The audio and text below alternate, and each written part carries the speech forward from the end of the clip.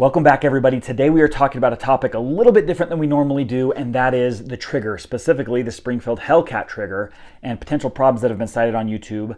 Before we get into that, I did want to mention it's after hours right now, and Norm is off, and so we're not going to have a little Norm clip in this video like we normally do, but he will be back in future videos, so just be looking out for that. So what is the problem? Okay, so if we're talking about the Springfield Hellcat, I can't remember, there's several YouTube channels out there now that have cited the problem. Zombie something or another, I can't remember the name of his channel, but the idea is that if you engage any part of the trigger besides the blade first, the safety down here, that you can kind of lock the trigger up and not let it shoot. Let me see if I can recreate it. So if I am on the side here and I engage it, and then I come over here, I can't get it to fire. See, mine starts to do it sometimes now, but at first it wouldn't. So let's see if I can get it to do. See, I don't know if that's something that is working its way out, but mine did it initially, and it's not doing it anymore. So that's part of the answer. I don't know if that's something other people's guns are doing. That's just what I've noticed. Actually, I thought it was just kind of people being dramatic and trying to get views on their videos until my wife and I were at the range and she was trying to shoot it and she was like, it's not shooting. Am I doing something wrong? Is it not cocked? And then I went over there, looked at it, and it was totally ready to fire. In fact, I picked it up, pointed down range and shot, and it fired just fine. And so that's where I noticed, hey, this is a real issue for some people, it seems, if they don't understand what's happening. So let's see if I can get it to work. So if I depress the trigger on the side without pushing the blade, and then I come up on the blade, see, mine's doing it now, which is funny because right before the video it wasn't. And so I don't know if that's a problem that's working it out, but in essence what's happening, right, so you have the frame up here catching on the blade back here, the whatever you call this little piece, I can't even remember all the technical names, but there's that safety, right? The whole point of this blade here in the middle is to not allow the trigger to be pulled and then the gun to fire without intentionally doing that. And so if you have the frame right here and that blade is catching, and so in most guns that's the case, but you can still pull the blade back and fire.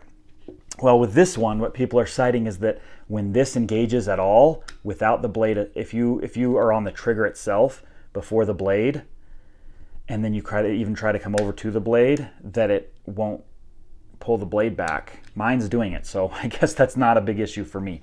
However, I can see that that's a problem for some people, and obviously some people have cited that. And so who does it really apply to?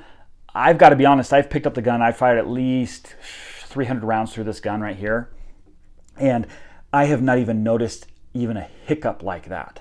And so I don't know if it's because my hands are a little bit bigger and they grip just perfectly, and so the blade is the very first thing that I engage. Not really sure. But my wife clearly had an issue, and she shot many firearms.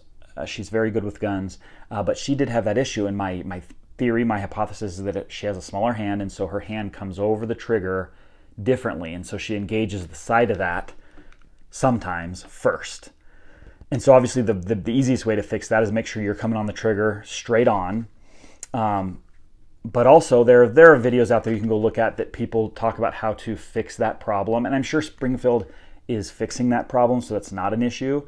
Because like I said, with other guns, they don't do that. People, even if you do engage the side and then come over the top, see, I'm doing it right now and it's not coming. Right there. See, I'm pushing pretty hard. You can see maybe an indent on my finger.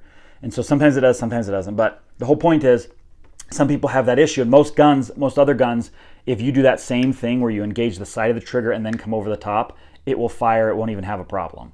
And so take that for what it's worth. I haven't seen it at all, not even one time, not even slightly. My wife has. And so I'm assuming that this applies to people with smaller hands who come on the trigger sideways a little bit and engage the trigger before the blade has been pulled back. And so look for that. Is it a real problem? I don't know. I mean, could you let go of the trigger and pull it again and have it fire if you did have that problem? Of course you could. And so I don't know. It looks like really interesting to see on camera how I'm pushing on it pretty hard.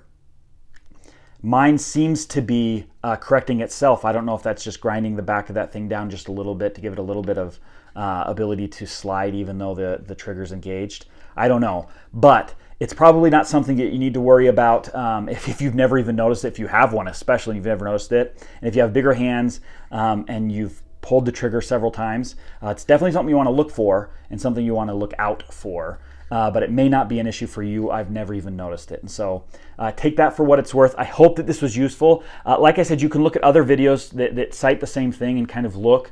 There are other guys that have been out there that have shown exactly what I was trying to show there.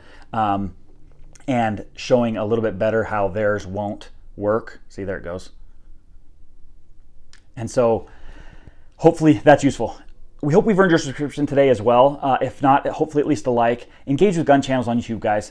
Show YouTube that gun channels are valued and are watched, right? Watch these YouTube channels videos all the way through. Show YouTube that it's valuable. We love you guys. See you next time.